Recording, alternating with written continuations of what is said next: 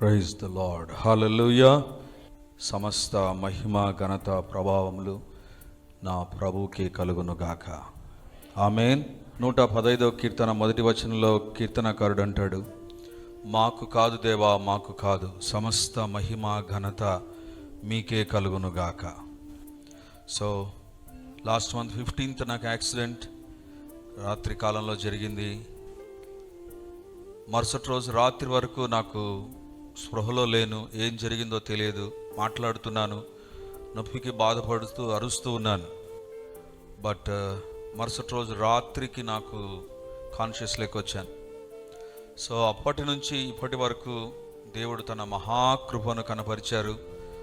దేవాది దేవునికి నా జీవితాంతము కృతజ్ఞతలు చెల్లించిన ఆయన రుణాన్ని నేను తీర్చుకోలేను. ఎందుకంటే సాతాను చాలా పెద్ద స్కెచ్ వేశాడు. ఒక దైవసేకుడు అన్నాడు నా దగ్గరికి వచ్చి, బ్రదర్, మీరు మరణపు తలుపును అలా తట్టి మళ్ళీ వెనక్కి వచ్చేశారు. దేవుడు కాపాడాడు. సో దేవుని బిడ్డలారా, దేవునికే సమస్త మహిమ ఘనత కలుగునుగాక. నేను ఎప్పుడు అనుకునేవాడిని, నేను సంఘం నిమిత్తమై ప్రార్థన చేస్తున్నాను, కానీ ఈ సిచ్యువేషన్లో నాకు తెలిసింది, నా ప్రార్థనల కంటే మీరు కార్చిన కన్నీరే చాలా ఎక్కువ. 1 నెల 10 రోజుల లోపలే మీ మధ్య నిలబడ్డానికి ప్రభు తన మహాకృపను అనుగ్రహించినందుకే సమస్త మహిమ ఘనత దేవునికే కలుగునుగాక. నా శరీరంలో 8 చోట్ల ఎముకలు విరిగాయి. ఒకటి మెడ భాగం, రెండవదిగా ఈ రిబ్స్ దగ్గర బర్రెముకలు అంటారు కదా, అవి 6. తర్వాత ఈ తల దగ్గర ఒకటి ఎముక విరిగింది. ఆ తర్వాత ఈ చెయ్యికి 8 చోట్ల ఎముకలు విరిగినప్పటికి కూడా ఈరోజు 1 నెల 10 రోజులకే మీ ముందు నిలబడ్డాను అంటే దేవుడు నా ఎడల చూపిన మహాకృప, మీరు చేసిన ప్రార్థనలు. ప్రపంచవ్యాప్తంగా ఎంతోమంది దైవ సేవకులు నా కోసం ప్రార్థన చేశారు. వారందరిని బట్టి, మిమ్మల్ని బట్టి దేవునికి నేను స్తుతులు స్తోత్రాలు చెల్లిస్తున్నాను. మీ ప్రార్థనలకు జవాబుగా ఈరోజు మీ ముందు నిలబడ్డానికి ప్రభు కృపనిచ్చాడు. దేవుని బిడ్డలారా, 3 రోజులు ఐ వాస్ పర్ఫెక్ట్. 3వ రోజు డాక్టర్లు డిశ్చార్జ్ అని రాశారు. సో ఇంకా నేను అనుకున్నాను, కడపకు వస్తున్నాను కదా అనుకొని ఆ రోజు అలా పడుకొని భోంచేసిన తర్వాత కళ్ళు తెరిచి చూస్తే రెజీనా ఇద్దరుగా కనపడుతున్నారు. ఈ చెవు వినపడడం లేదు. నేను రెజీనాని పిలిస్తే నన్ను చూసి షాక్ అయిపోయింది. ఎందుకంటే ఈ మూతి పూర్తిగా వంకరగా మారిపోయింది. దేవుని బిడ్డలారా, తను షాక్ అయిపోయింది. నా ముఖాన్ని నేను చాలా రోజులు అద్దంలో చూసుకోలేకపోయాను, ఎందుకంటే ఐ వాజ్ షేప్ అవుట్. ఈ పరిస్థితుల మధ్య దేవుడు అనేక విషయాలు నాకు నేర్పిస్తూ వచ్చాడు. ఎందుకు దేవుడు కాపాడలేకపోయాడు, ఎందుకు దేవుడు స్వస్థతను లేట్ చేశాడు. దేవుని బిడ్డలారా, నేను వెనక కూర్చున్నప్పుడు మొదటి ఆదివారం రోజు నా దగ్గరికి కొంతమంది వచ్చారు, ప్రార్థన చేయండి. విరిగిపోయిన చెయ్యే వారి మీద పెట్టి ప్రార్థన చేస్తున్నప్పుడు సాతాను అంటున్నాడు, నీ చెయ్యే విరిగిపోయింది కదా, నువ్వేంటి ప్రార్థన చేసేది. వీటన్నిటి గురించి ఆలోచన చేసినప్పుడు మనసులో బాధ, కానీ అన్నిటికీ దేవుడు జవాబులు ఇచ్చాడు. ఒకరోజు ఒక మంచి స్తుతికోడుగా పెడతాను. ఆ రోజు దేవుడు ఎలాంటి కార్యాలు చేశాడు. ఒక్కసారే సాతానుకు అప్పగించాడు నన్ను, ఒక్కసారే ఒక శ్రమ గుండా తీసుకుని వెళ్ళాడు. కానీ దేవుడు ఎన్నో ఎన్నో కార్యాలు ప్రభు చేస్తూ వచ్చాడు.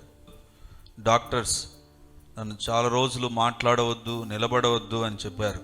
ఏ డాక్టర్లు అయితే ఆ మాట అన్నారో, లాస్ట్ వీక్ 21-22 నేను వెళ్ళినప్పుడు డాక్టర్స్ నన్ను పరీక్షించి, brother, you can stand for some time, you can speak for some time, మీరు కొద్దిసేపు నిలబడవచ్చు, కొద్దిసేపు మాట్లాడవచ్చు అని డాక్టర్స్ నాకు చెప్పినప్పుడు నేను అనుకున్నాను, నేను ఎక్కడో నిలబడ్డం ఎందుకు, దేవుని మందిరంలో నిలబడతాను. ఏ సంఘం అయితే నా కోసం ప్రార్థన చేసి కన్నీరు కార్చిందో వారి మధ్య దేవుని సాక్షిగా నిలబడి సాతానుకు సిగ్గుకరంగా ప్రభుకు మహిమకరంగా నిలబడే కృపను దేవుడు ఇచ్చినందుకు చప్పట్లు కొట్టి దేవుని ఘనపరుస్తాం, దేవుని కీర్తిస్తాం.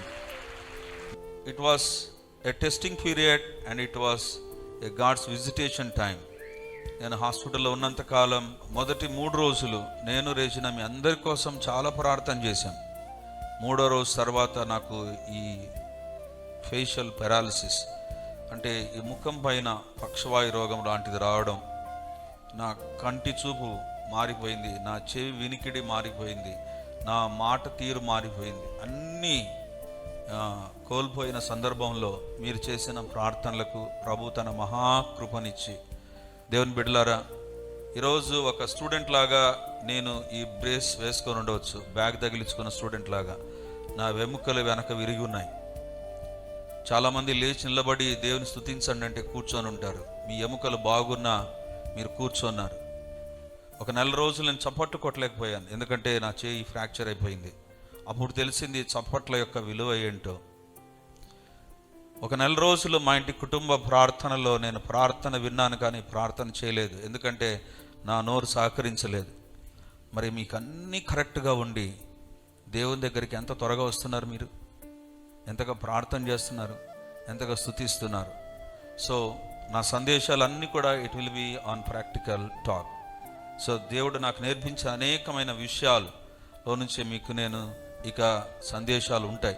కాబట్టి ప్రార్థన చేయండి. త్వరలోనే అన్నీ సెట్ అయిపోయి డాక్టర్ అన్నారు it was very speedy recovery. Uncle మీకు తెలిసిన డాక్టర్ ఎడ్మండ్ చెప్పినటువంటి మాట నన్ను చూసి, uncle it was very speedy recovery మీకు దేవుడు ఇచ్చాడు. సో కాబట్టి you can stand and you can praise the Lord. So కాబట్టి ఈ ఆదివారం మీ మధ్య నిలబడడానికి ప్రభు కృపనిచ్చాడు. మీ ప్రార్థనలకు, మీ యొక్క సహకారానికి అండ్ పరిచర్య నేను లేనప్పుడు చేశారు. దేవుడు మీ యొక్క ప్రతి నమ్మకమైన పనిని చూశాడు. రావాల్సిన ప్రతిఫలాన్ని ఆయన తప్పకుండా మీకు అనుగ్రహిస్తాడు. కాబట్టి దేవుని బిడ్డలారా, సో ఇంతటితో నా యొక్క క్లుప్తమైన సాక్ష్యాన్ని ముగిస్తున్నాను.